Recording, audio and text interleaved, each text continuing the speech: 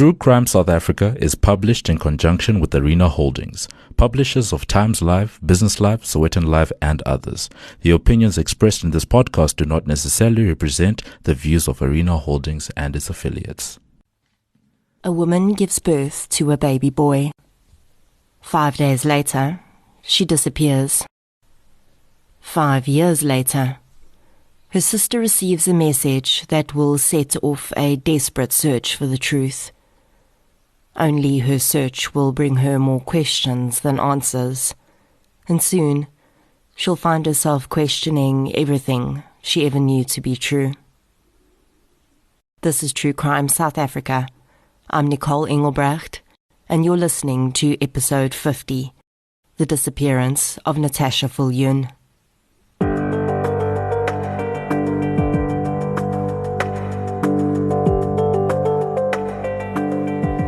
Before we get into today's episode, I'd like to thank our Patreon and PayPal supporters for the week. A huge thank you goes out to Annalisa Jacobs for signing up to support the show on Patreon, and also to Natasha Viljoen, Anya Swart, and Ilka Zenskirali for their donations through PayPal. Thank you so much, everyone. Your support really is hugely appreciated. If you'd like to support the show through Patreon or PayPal, I'll leave the links in the show notes. We also have 2 additional ways that you can support the show now. You can head over to Audible and purchase my first audiobook performance of Jana Mark's The Krugersdorp Cult Killings. You can also use the discount code TCSA10 on the health and beauty online store, King Online, for a 10% discount and to support the show at the same time. As always, any form of support is greatly appreciated, and it doesn't have to be financial. Sharing of episodes, inviting your friends and family to listen, and interacting on our social media platforms all go a long way to help keeping the show growing and improving. I've covered a few missing person cases on this podcast. Some have been more baffling than others. A few seem to quite clearly spell out foul play, and others seem to suggest that the person may honestly have just walked away. For the most part, though, missing person cases have one thing in common.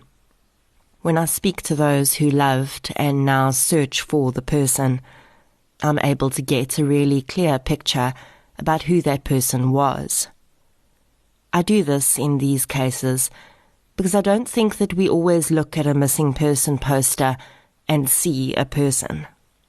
I mean, we know it's a human being, but do we really have a deep comprehension of everything behind the face looking back at us? Do we think about what led that person to that point, what their family is thinking? Do we really wonder where they have gone? So speaking to the family helps to present a person behind the name. It makes us want to help find them, and I think that's the point. I had no idea going into this case that this one would be the missing person case that would force me to rethink all of that. But 10 minutes into speaking to Natasha Viljoen's sister, I knew that this was not going to be simple. And that is precisely why I had to tell the story.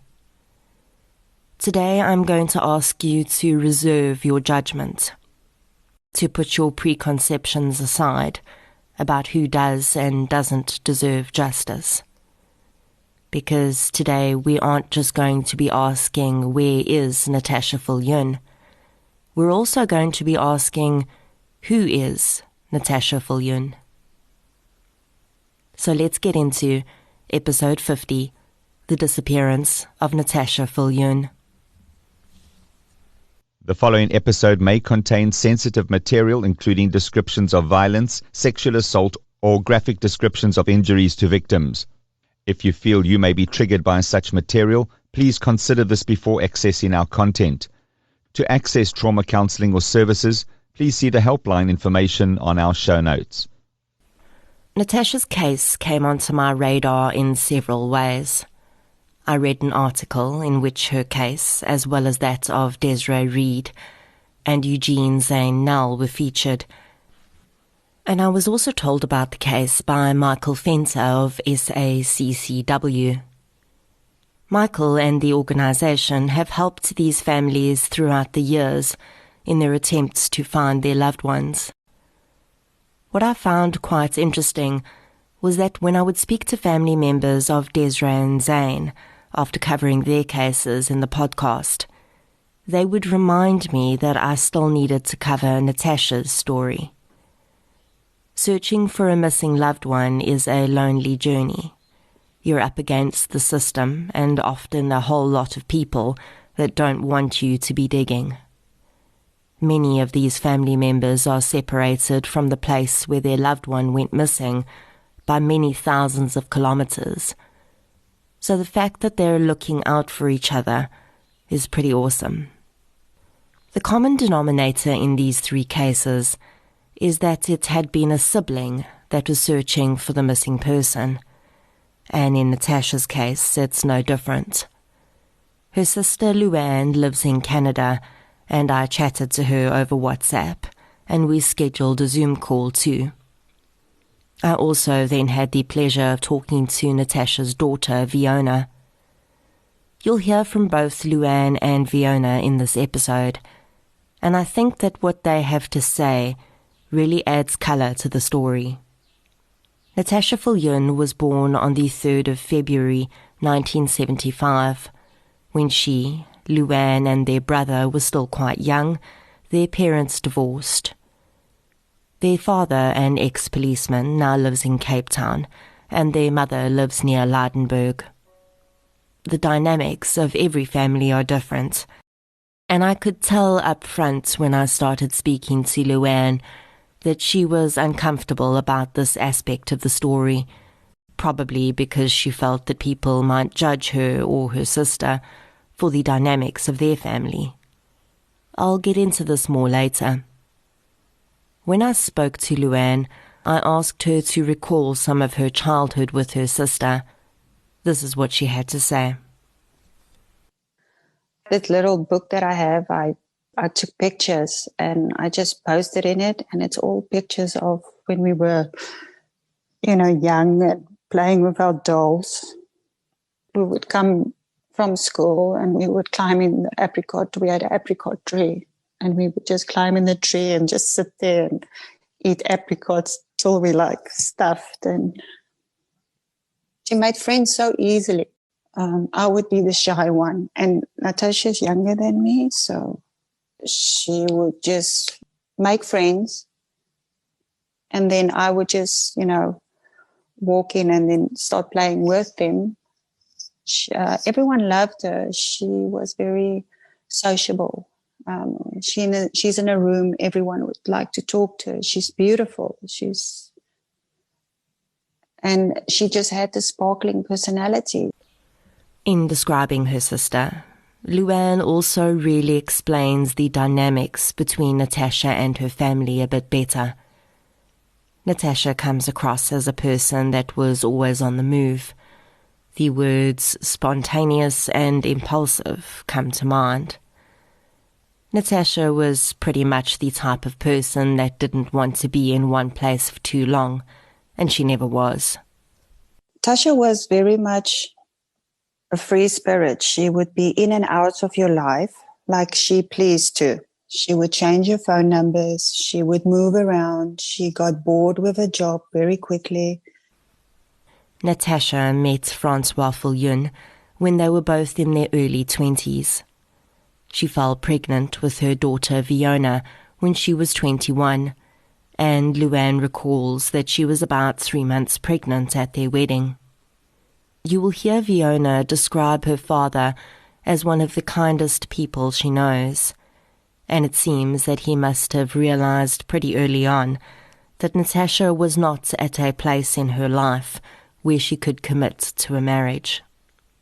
When Viljoen was 2 months shy of her second birthday, Natasha and Francois divorced. Francois was building his own business and stable enough to raise Viljoen, and he maintained custody of the child with the family living in Pretoria. Viljoen tells me that her mother was almost completely out of her life at that time. Now I can already hear the judgment ringing in my ears. What kind of mother, etc., etc. Try not to do that. Not right now, at least. Listen to the rest of the story and draw your conclusions at the end. This is what Viljoen had to say about her knowledge and limited memory of those early years with Natasha. What I know from when I was like a baby, my parents got divorced when I was 1.5 years, and my mother wasn't in contact with me until I was 4 years old. She would make contact with me once a year maybe, or just like I saw her maybe once a year or in 2 years. I didn't really know how many times I saw her when I was little, but I do know like she never had her own house or anything. She always stayed with a guy friend or a boyfriend or whatever it was at the time. But, as a kid, I think I kind of just put that stuff aside. I was just happy to see her most of the time. Around 2001, Natasha called her sister Viljoen, who was living in Cape Town at the time, and told her that she wanted to move from Pretoria to Cape Town to start over. The idea was that she would move in with Viljoen, find a job, and save up to get her own place, so that she could eventually bring Viljoen to live with her. I remember she phoned me from Johannesburg and said, well, she wants to have a better life for her and Viljoen. And because Viljoen stayed, they decided that Viljoen is going to stay on the farm with the father, the ex-husband. So it was a good environment, and grandmother was also there. So when they got divorced, they just decided that it's good for Viljoen to stay there. So Tasha would come and go into Viljoen's life the same, but I think she really wanted Viljoen with her. So she said she wants to come to Cape Town, and I said, I was very happy because I felt like a friend is coming to stay with me. And when she moved over, we got a job like 100 meters away from our townhouse as a receptionist. And because she didn't have a car at that, moving, she just flew over. I think it was a month or two in it. And she said, I don't like this. I don't like being a receptionist. I think I'm going to do waitressing. And I remember I was disappointed. I'm thinking, whoa, do you really want to, make this work? I don't think, waitressing is going to be good pay and stuff. But I said to her, then you have to get your own transport. I'm not going to wake up at 2:00 in the morning to pick you up. So she did that, and eventually she made friends, and she then told me she is going to move in with this, it's a girlfriend. And I think we all know someone like Natasha. People who get bored easily and are seen as flighty, irresponsible, and non-committal. For those of us who do not live our lives that way, having people like this around us can be frustrating. We want them to have the stability that we have because we think it will make them happy. It makes us happy after all. We just want them to stick with something and settle down. But let's face it, that life is not for everyone. For some people, life is more fulfilling when it's lived minute to minute. Sometimes that can be done in a healthy way, but it's unfortunately not conducive to raising a child. Natasha said that she wanted Viljoen to come and live with her in Cape Town, but as far as Viljoen could see, she was making very little effort to make that a reality. At one point, she said she was a Bloubergstrand or something like that. While she was staying with us, she would on weekends, leave me a note and said, oh, well, I took some of the alcohol in your cupboard. I'm going to visit my friends. They're coming to pick me up. We're going to they're probably going to clubbing, you know, she's single and it's all normal and stuff. But I really started getting annoyed with her and it didn't seem like she wants to make it work in my eyes. It just looked like, oh, well, she's just single. She just want to party and she's not taking this very seriously. I don't see her making it in Cape Town. And it wasn't very long after that. And she said, well, it's not working out. She's moving back to Gauteng. She misses Viljoen. As Natasha left Cape Town in 2007 and returned to Pretoria, where she could be closer to Viljoen, Luann could have no idea that the move would be severing a connection between the sisters for much longer than she could have ever anticipated. When Natasha returned to Pretoria, she asked Francois if she could move on to his property. By then, Francois had remarried, and he, his wife Denise, Viljoen and a new sibling were living quite happily together. Likely understanding that bringing Natasha into the picture would cause chaos in the household, Francois declined Natasha's request. Viljoen did start to see her mom more when she moved back to Pretoria, and her memory of that time tells an interesting story about Natasha's lifestyle. The most I remember is when she actually moved to Johannesburg. So all the other stuff was quite blurry in the beginning, but when she moved to Joburg, I could remember everything. I saw her every second weekend, which was very fun. I loved seeing her. She was a great person to be around. She was always positive, always happy. Well, what I saw of her, yeah, she was a very, I always saw her as this very happy person. I never thought that she had some issues that she had to deal with herself. Yeah, every time I went over, we would watch movies. We didn't really mind schoolwork that much. She would buy me anything that I wanted. She would feed me sweets. She would do everything I couldn't do in Pretoria. But then there was also a side of me that I wasn't really always comfortable with her, even though she was my mother. My stepmother basically raised me. Her name's Denise. So I was way more comfortable with her in a lot of ways. Just about becoming, a girl and all the stages that you go through. I never shared anything like that with my mom because I thought maybe she wasn't interested or she didn't really care about it that much. So I just left it alone. Soon after Natasha moved back to Pretoria, Luann immigrated with her husband to Canada. The sisters lost contact completely. Luann was still in contact with her parents, but Natasha's contact with her family was sporadic and almost non-existent. In October of 2008, Natasha met a man. For the purposes of this podcast, we'll call him Lyle. There are conflicting reports about how Lyle and Natasha met. In fact, two of those different versions come from Lyle himself, but we'll get into that more later. We only really have Lyle's version to work off here as to how things progressed, but most of the plain facts have been confirmed, and I'll point out the ones that haven't. Lyle was a successful businessman with a thriving family business. He says that when he met Natasha, they instantly clicked, and it wasn't long before they were in a relationship. He says that Natasha expressed a desire to live a more stable lifestyle, and he was happy to provide for her while she worked on herself. Shortly after meeting, Natasha moved in with Lyle. He provided her with a cell phone, a car, and gave her an allowance each month. These claims would later be supported by Natasha's bank records. The version of events that Lyle provides comes from a statement he would give in the days after Natasha's disappearance.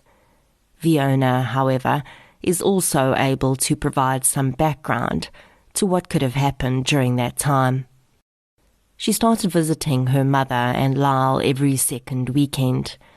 In the beginning, she says it was fun. Her mother let her do everything that she wasn't allowed to do at home. They would eat sweets, go out and do fun things, and watch movies together. She does recall that Lyle was almost never there when she was, though.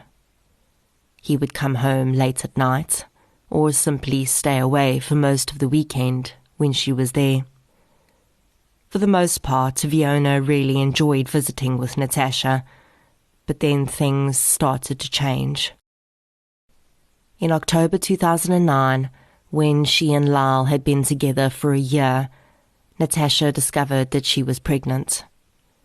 In his statement, Lyle described this as a point when their relationship started to make a downward spiral. Viljoen also noticed a change in her mother. She spent a lot more time in bed and didn't come with to fetch her from Pretoria anymore. Lyle would collect her from Pretoria for her visits instead. Viljoen noticed the tension growing between Lyle and Natasha too. And when she got pregnant, they moved into a bigger home, like a 2-story, very, very nice place. I loved going there. It was so much fun. And she and started like there was conflict. There was a lot of conflict between them. He wouldn't come home until late at night.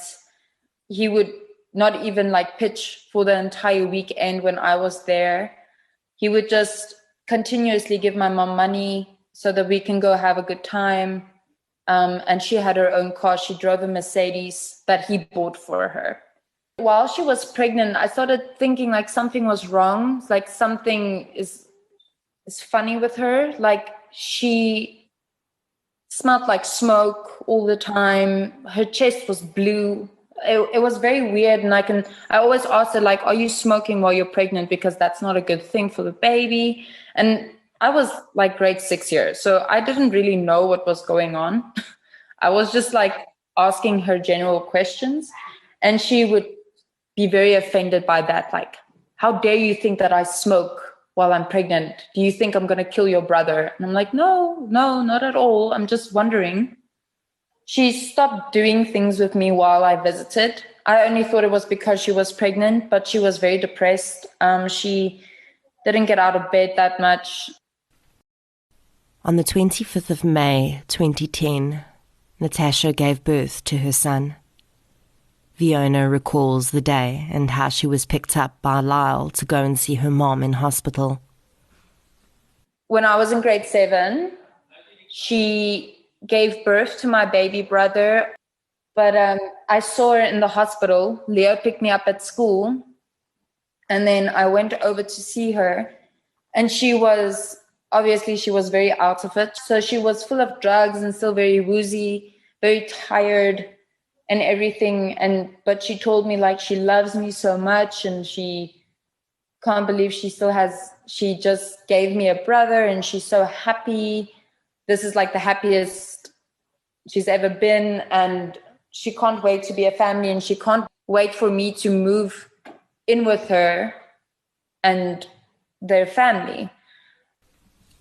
Natasha went on Facebook and expressed her intense joy at the birth of her son, and she referred to Lyle as my hart se punt, an Afrikaans expression of adoration.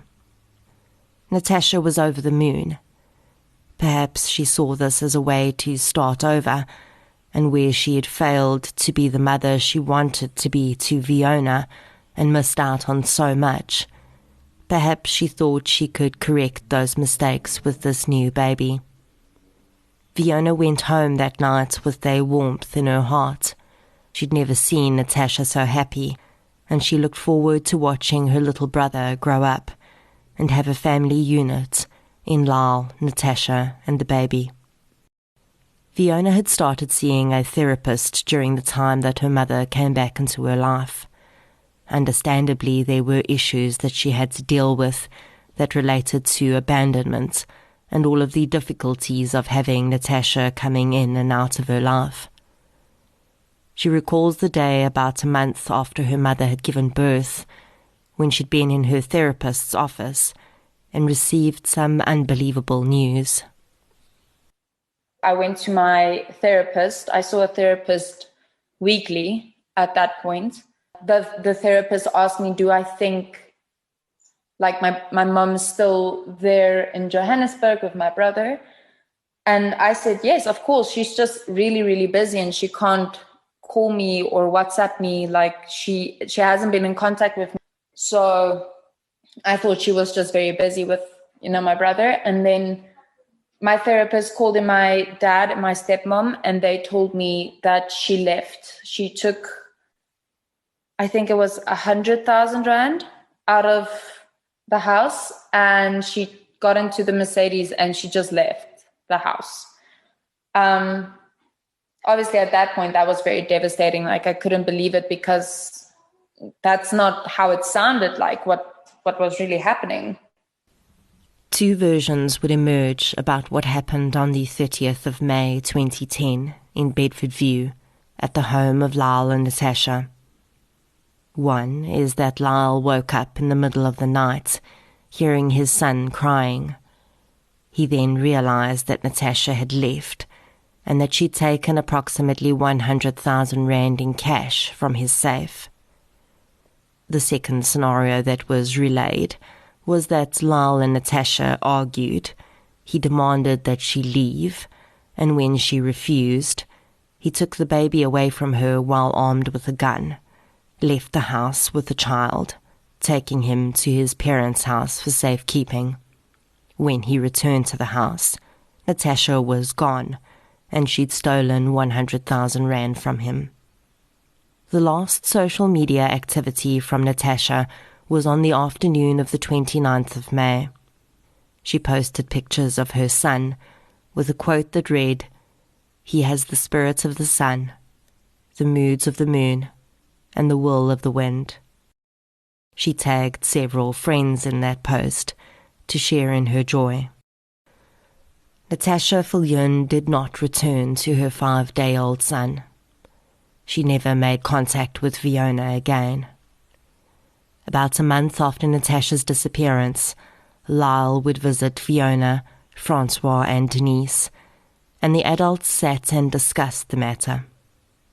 Viljoen was just 13 years old when Natasha disappeared, and understandably, her father and stepmother tried to protect her from the situation.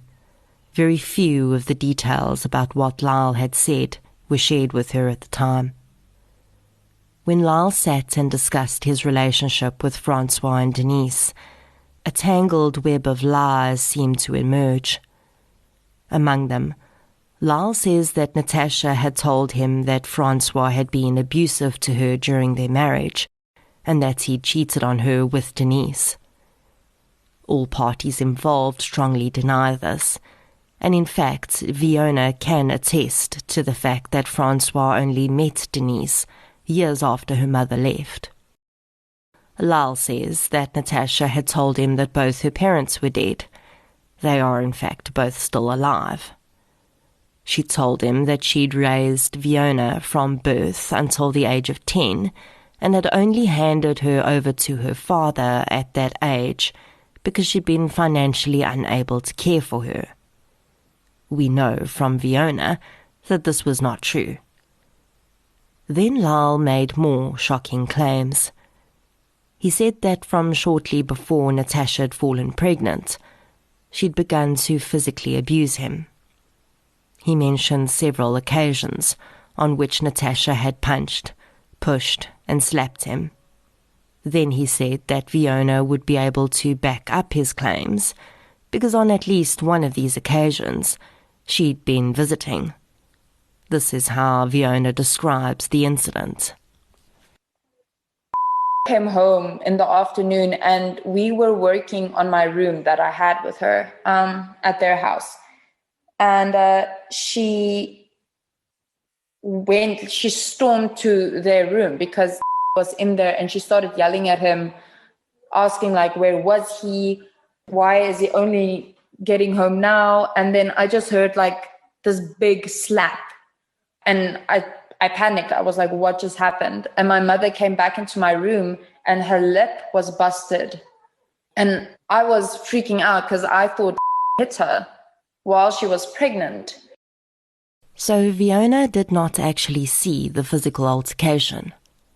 She heard fighting and a slap, but the only physical evidence she saw herself was her mother's bleeding lip, which Lyle claims happened when Natasha hit him and then accidentally smacked her own mouth with her arm. Francois would also admit that there had been physical abuse from Natasha toward him during their own marriage. When Natasha and Lyle's son was born, she referred to him by a specific name on Facebook.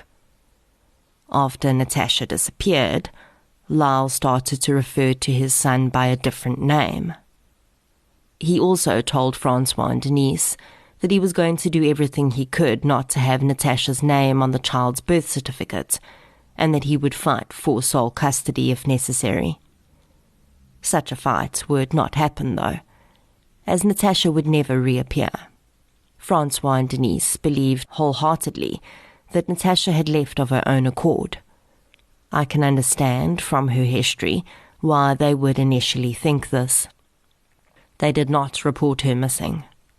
Lyle claims that he was glad Natasha was out of his and his son's life. He also did not report her missing.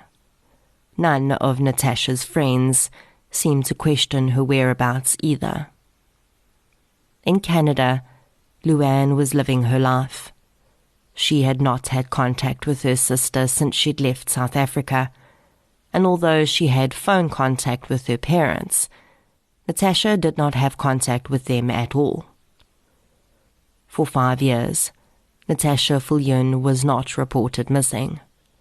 Her family had no idea that she had disappeared.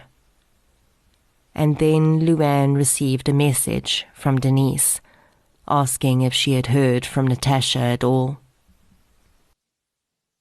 So when Viljoen was a little bit older, she started seeing a psychiatrist because she had abandonment issues from her mom. So her stepmom contacted me through Messenger and asked, have I heard from Natasha? That was the red flag for me because I knew that Tasha would still be in contact with Viljoen, even if it's just every now and then. And I think when you talk to Viljoen, that would also give you a good indication of the relationship they had. So that was really a red flag for me. And that's when I decided, well, I'm going to really look into this. This is not just moving around and don't care about, talking to family and stuff. At some point I thought, well, she doesn't care about it, talking to us, or she just wants to do her own thing. And Viljoen was the key point for me. And it's at this point that Luann feels awkward about the fact that they had no idea her sister was missing. I know that many people that are listening to this will also wonder how it's possible. And let me tell you, it is entirely possible. All families are different, and it's not uncommon for adults to separate themselves from their families and live their own lives. This happens for many reasons. Sometimes there are feuds, unresolved trauma, and sometimes people just drift apart and don't have a particularly strong bond with their families. Many siblings lose contact with each other for long periods of time. Natasha had always lived life on her own terms. She'd never been in one place for too long, and it wasn't uncommon for the family to go long periods without hearing from her. When Luann received that message from Denise, she replied that she hadn't heard from her sister. When she was told that Natasha had not had contact with Viljoen for 5 years, she was shocked. Although she had known that her sister had her issues with permanence, she could not believe that she would totally cut herself out of her daughter's life like that, without an explanation. And then she found out that her sister had another child. Luann had known nothing of her sister's second pregnancy. Quite strangely, it would turn out that the two women had been pregnant at the same time. Their sons had been born within a month of each other. Viljoen contacted her parents, and the family started to realize that something was very wrong. Viljoen tried to open a missing persons case from Canada by phone, but the police in South Africa refused and said that someone would need to come into the police station in person. Viljoen and Natasha's dad was hesitant to go, but he eventually agreed and opened a missing persons case in Kleinmond, where he lived at the time. The officers were incredulous, Viljoen says, as her father had known they would be. How could they be opening a case 5 years after a person was last seen? Viljoen was angry that no one had told them in all that time. And feeling like she was now all her sister had, she started to investigate. Because then my search started like, okay, now I'm going to contact everyone on her Facebook page and ask. I was trying to play detective. I posted the first picture of Natasha on Facebook that she's missing. The response was enormous. As Viljoen started to dig into her sister's movements before her disappearance, two things became clear to her. Firstly, she could not find a single person anywhere that had seen or spoken to Natasha since the 30th of May, 2010. And the second was that she really had no idea who her sister was. And on my search for finding her, it's like opening someone's closet, and I wouldn't like it if someone goes into my past in so much detail and stuff. So the stuff that I found was some good, and it's almost like everyone that knew Natasha knew a different person. It was, everyone had a different experience of her. Everyone knew a different Natasha, and suddenly she felt like she was not just looking for her sister in the physical sense, but also searching for the real Natasha Viljoen. The most shocking moments came when she received Lyle's statement by email from Denise. Reading the claims in those pages was like reading about someone else, Viljoen says, a woman that was not her sister. Along with the abuse claims, she read that Lyle had said her sister was taking drugs. In Lyle's statements, he'd said he met Natasha at a restaurant. Denise, however, told her that he'd said he'd met Natasha at a hotel with a group of sex workers. He claimed that at the time he'd met her, she'd been working as an escort and that she'd started to use drugs to cope with the work. This would not be the last time that Viljoen would hear of Natasha having turned to sex work on occasion to earn money. Viljoen would also recall that she'd seen different men visiting her mother on occasions when she would visit her throughout her childhood.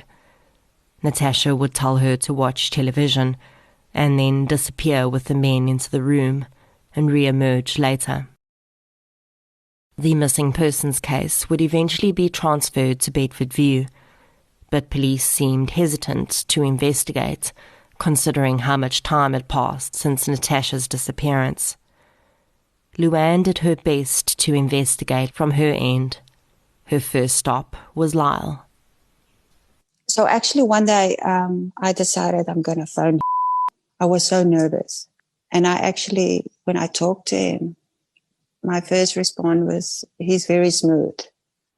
He was very charming, and he sounded like the perfect father, and he's very sincere and listening and just playing along. Like, it was only later in my emails that I got so irritated with him. Then I would just ask him, was there any insurance on Natasha's life? Maybe. All his emails was just blunt, but you can't read emotions in emails. In the years since Natasha has disappeared, Lyle has stopped speaking to Viljoen completely. I saw my brother for the first time We went to Johannesburg, and he was still very, very small, very cute. I held him for the first time, and that was the last time as well. Did not keep in contact with me. He basically just didn't talk to me or anything. And that made me very sad, because I just lost my mother, and now I'm losing my brother as well, and doesn't want me to see him at all. Then I left it alone because I didn't want to bother him or say anything to him to make him more angry with me than he already was, because he hated my mom. And so he basically thinks I'm the exact same person. It would come to light that the reason for Denise's message to Viljoen in 2015 was because it coincided with another event. Viljoen, having had no idea about the real details of her mother's disappearance, had found the statement that Lyle had written all those years before. Then when I was a matric, I found an affidavit, and I read it was the affidavit that wrote to get my mother's name off my brother's birth certificate. And in that letter, I read a lot of things that I did not realize at the time. He wrote his phone number on the affidavit. So I took the phone number, and with a bit of luck, I called it, and it was his company's number for the company that he was working with his parents. And I asked if was in, can I please talk to him? And they said it wasn't a problem. He'll call me back later. And then he actually called me, and he talked like nothing happened. He was like, where are you? How is life? How's everything going? What's been happening and everything? And I was like, I'm very confused right now.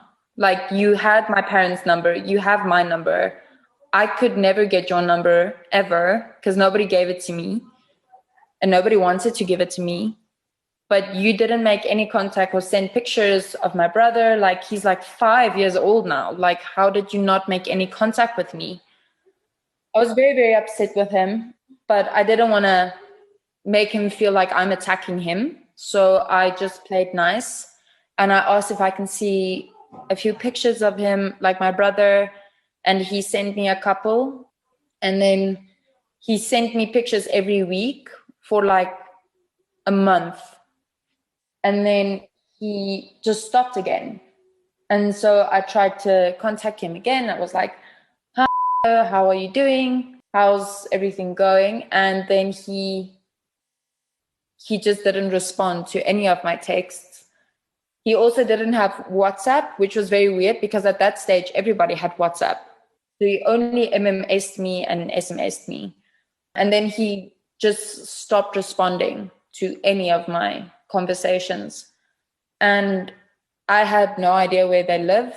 I have no idea where they are. I don't know what school my brother's going to. I don't know any of that information. So I was just kind of showing me like I'm never going to have any input in my brother's life ever. At this point, Viljoen also started to realize that her mother had lied to her about a lot of things too. In the period that I saw her a lot, she did lie about a few things that I wasn't aware about. She said that her dad died of cancer, but he's very much alive. She said that Viljoen, my aunt, didn't want to see me at all. She didn't care about me. She never spoke about her family, and she just kind of kept me to herself. I also know she was very manipulative, not at the time, but she used to badmouth my stepmother, tell me she is the worst person in the world, that she stole my dad from her, and she wanted to get back with my dad, and she wants to be a family again and stuff like that. And that always gave me like a little hope, but I know my dad was very happy, so I knew it would never happen. Viljoen started to walk the path that every family member of a missing person does. She was contacted by PIs offering their services for exorbitant sums of money. She spoke to Natasha's friends, ex-boyfriends and ex-colleagues. No one had seen her or heard from her. She tried to get Natasha's cell phone records. Remember, the phone was on a contract paid for by Lyle. I asked for Natasha's cell phone accounts. It took such a long time, like multiple. He wouldn't respond back very quickly. Eventually he sends it, but I need apparently a Section 205 to see, a call from the court to see the detailed phone numbers. As Viljoen rightly believed, those phone records would be the key to knowing what really happened to her sister. If, as she was told, her sister had left of her own accord, there would be phone calls after she left the house. She would have had to have called someone to pick her up, a taxi at the very least. She left her car behind. Viljoen has never been able to access those phone records. We don't know whether the police have looked at them either. During Viljoen's initial investigation, she was contacted by a retired policeman living in Bedfordview. He wanted to help. Viljoen explained to him that she had no money to pay him, and he told her that he didn't want payment. The man had an extensive network of contacts in Johannesburg. If Natasha had asked for help or was living in the area, he felt that he would be able to track her down. The retired policeman found absolutely no trace of Natasha. There had been no activity on her ID number, and she had not used her bank account. She had simply vanished. When Michael Fenter from SACCW started to share Natasha's missing person poster, a few leads were generated. One was a sighting of Natasha in Berea in Johannesburg. Viljoen recalls feeling absolutely helpless. There was also a sighting of a different kind mentioned on Facebook. A tarot card reader and psychic said that she'd believed Natasha had been murdered. She described her death as the result of an argument that went too far, and said that her body had been buried in an area near trees. And then someone else said they think they saw someone that looked like Natasha walking in the street. Now I'm sitting in Canada. How do I respond to this? And Denise also said if I find anything of information, I should let her know and then she'll tell Viljoen. And I remember that when Viljoen visited me, she said when she heard about that, she wanted to get into she wanted to get into a car, go look for me. That they had to stop it. Like, this is not a place for a young kid. Viljoen had never met Viljoen. She had been born when Viljoen lived in Cape Town, and then she'd left for Canada. Viljoen says that she'd been told by her mother that her aunt wanted nothing to do with her. As Viljoen matriculated and started to understand what had really happened all those years ago, she made contact with Viljoen, and they started to chat. Viljoen invited Viljoen to visit them in Canada, and in 2017, aunt and niece met for the first time. And then I visited Viljoen in Canada. I think it's 3 years ago now. Yeah. And it was the best vacation ever. I was so excited, but I was very stunned when I saw her. She looks exactly like my mother. I thought, no, this is a scam. Like, this is actually Natasha. This isn't my aunt at all. Yeah, no, they look exactly alike, except for the hair. Her hair is very short, and my mom's hair was always long and black and dark. In the years that have followed, Viljoen has continued on her quest to find her sister. Lyle would claim that Natasha had contacted him twice after she'd left, but no one else has ever heard from her. There is no physical or digital trace of her at all.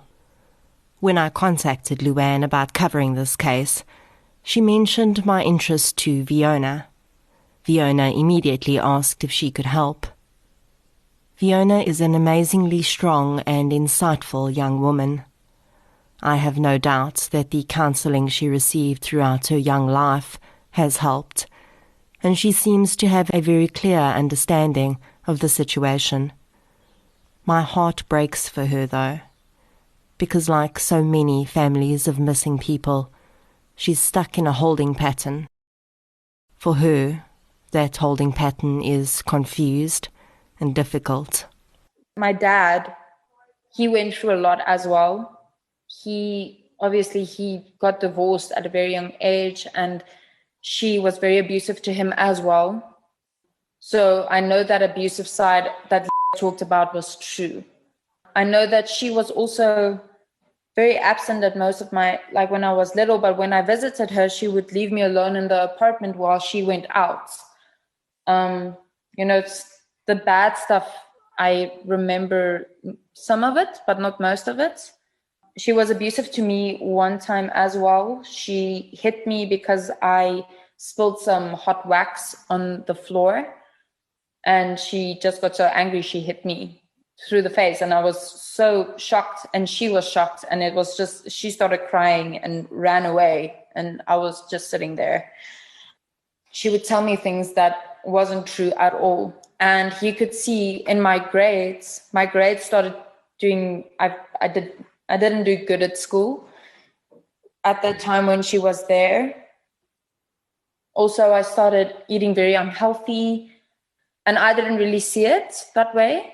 But he said that he saw this big turn in my emotions as well. He said I was a very positive person when I started visiting Natasha. And then after like a year of visiting her, I was depressed. I wasn't emotionally available to anyone around me. I completely blocked out the world and just wanted to be with my mom and my own world. My dad and my stepmom also said that's very true. Like I was very depressed, but I only thought I was depressed because I didn't really have what everybody else had in my school. So I thought I was different and I was weird. But I still have this very weird fear of her returning. I thought she would come to my high school graduation and or my 18th birthday, but she didn't show. And then I thought maybe she's going to come when I'm 21 or maybe when I graduate from college, because all my information is very clear on Facebook. She could have easily just Googled me and see where I lived or what school I go to or anything like that. So it wasn't hard to find me at all. But she never showed. And so I keep thinking like she's gonna come when I'm married, or she's gonna come when I have a baby. I don't know what kind of person she really is. At the end of the day, I spent all this time with her, but I don't really know who she is. I only saw the image she wanted me to see. Viljoen wants to know what happened to Natasha, because it's a missing piece of her life. She is understandably hesitant about ever having a relationship with her mother again, because of all the lies and pain she's had to live with. But she needs to be able to stop wondering when Natasha is going to walk in the door. So what could have happened to Natasha Viljoen? Could she really have walked out that night and never looked back? Booned by a large amount of stolen cash, did she go off and start a new life somewhere else, as she'd done so many times before? Luann finds this difficult to believe. With Lyle, Natasha had everything she could want from a monetary perspective. She had the opportunity to live as a family with Lyle, their son, and Viljoen. Would she really have thrown that all away? Luann has tried to get her sister's case changed to a case of murder, because that is what she believes has happened. Luann does not believe that her sister left her 5-day-old son of her own free will. Natasha had a caesarean section to deliver the child, and she simply does not feel that she would have been physically capable at that point of entering into a violent altercation and then making the effort to flee. The fact that there is absolutely no sign of her for the last 11 years also makes her believe that she is probably no longer alive. To be honest, this could well be the case. Sure, Natasha would not have had to use her bank account or ID for a while if she'd accessed the type of money she'd allegedly stolen, but that would not have lasted forever. And I find it difficult to believe that no one would have seen her or heard from her since. Although it is hard to believe that a mother would walk away from her 5-day-old baby, Natasha had a history of finding mothering difficult. But would she really sever all contact for 11 years? Natasha's history shows us that she would go through cycles in her life, but she'd always return to her daughter at some point, until the 30th of May 2010. In the beginning of this episode, I said that we would be looking at answering 2 questions. The first is, where is Natasha Viljoen? And the second is, who is Natasha Viljoen? Luann still feels like she's trying to figure out that last question too. Natasha Viljoen was a sister. Sure, she didn't keep close contact with her siblings, but Luann still feels strongly enough about her to be looking for her 11 years later at great personal cost. Natasha Viljoen was a daughter. Again, her relationship with her parents was not terribly close in her adult life, but they too still wonder where she is. Natasha Viljoen was a mother. Although she may not have made the best choices in motherhood, she seemed eager to fix those mistakes before she disappeared, and by all accounts, she was deeply in love with her baby son. But then, Natasha Viljoen also appears to have been a liar. She appears to have been violent at times, and it's difficult to listen to the pain in Viljoen's voice and not feel angry at the choices Natasha made, which would have so deeply impacted her daughter, son, and the rest of her family. So I think the answer to the question, who is Natasha Viljoen, is that she was a flawed human being, like every single other human being. If you disappeared today and people started looking into your life, would they find things that surprised them? Would everyone say you were a wonderful, fantastic person? Of course not. Because really, everyone has many sides to them. Maybe not to the painful extent that Natasha did. We all have different faces. We're just around to keep them hidden, and Natasha isn't. When I started delving into this case and realized how complex Natasha's past was and how many really difficult claims were being made about her, I wondered how I was going to cover this. In the past, I've had a pretty singular narrative about the missing person, and then I realized that perhaps that was only because I hadn't dug deep enough. It would be naive to think that any of the missing people I cover on this podcast did not have a past deeper than what lay on the surface.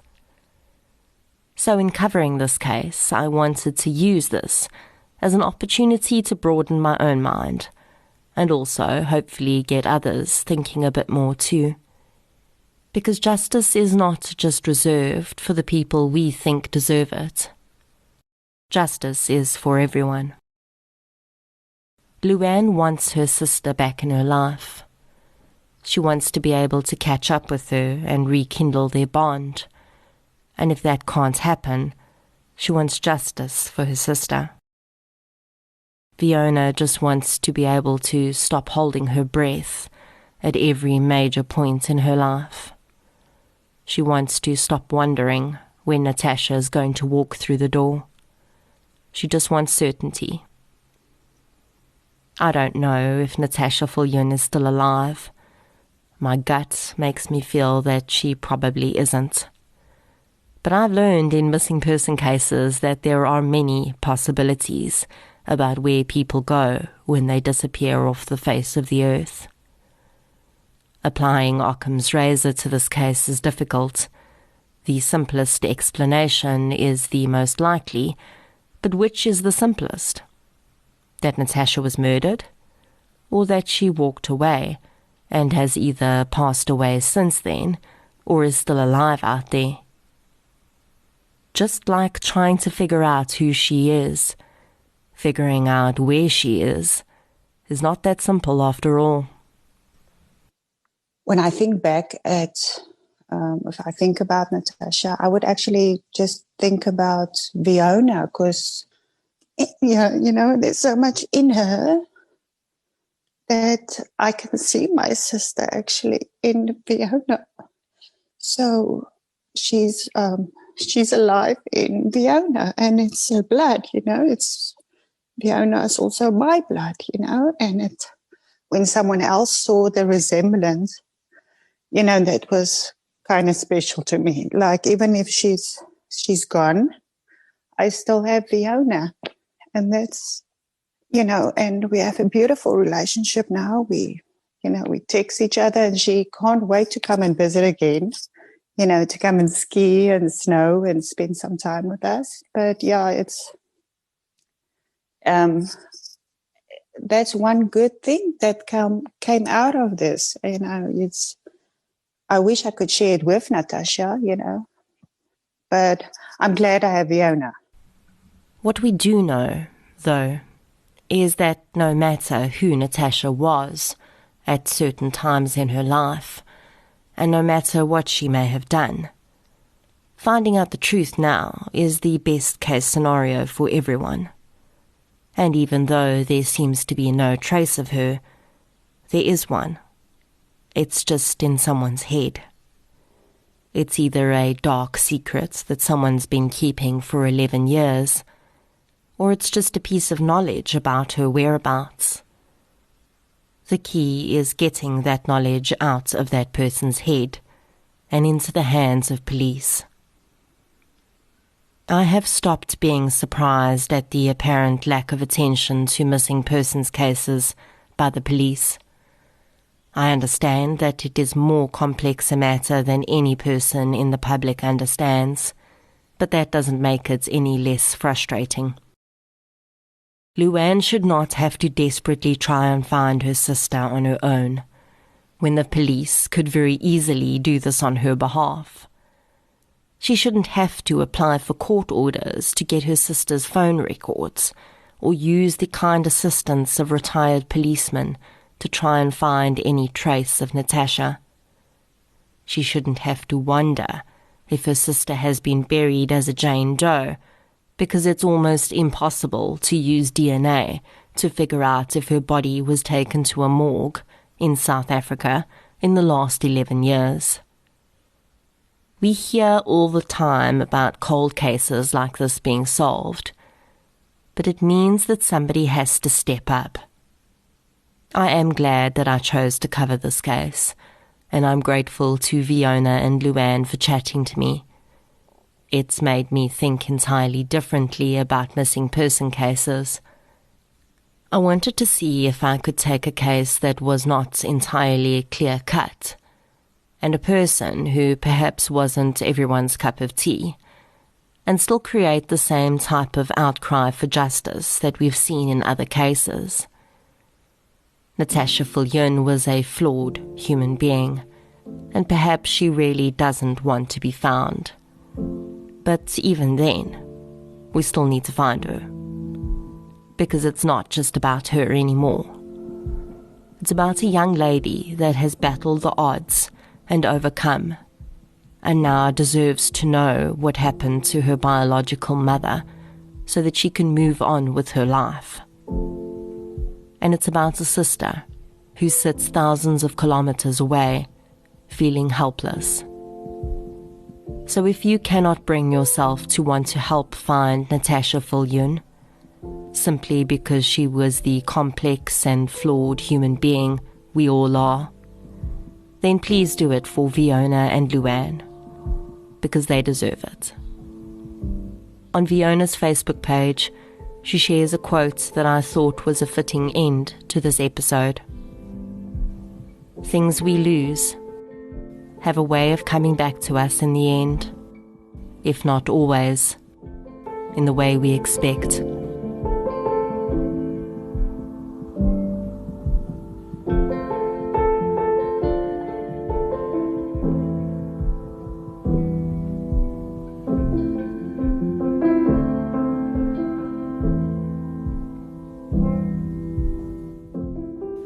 Thank you for listening to episode 50, The Disappearance of Natasha Viljoen. If you enjoyed this episode, please be sure to subscribe to the show on the platform you're using to listen right now. You can also follow us on social media. We're on Facebook, Instagram, and Twitter. I'll be back next Friday with the Spotlight minisode. Until then, as always, thank you for your support, and I'll chat to you soon.